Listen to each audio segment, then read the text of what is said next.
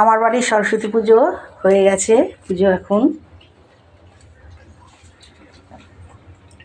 অনেক বড়ই পুজোটা করলাম। মা সরস্বতী অনেক বড়ই এসছে এবারে। প্রতি বছরই এরকম বড়ই হয়, আজ এবারেও বড়ই হয়েছে।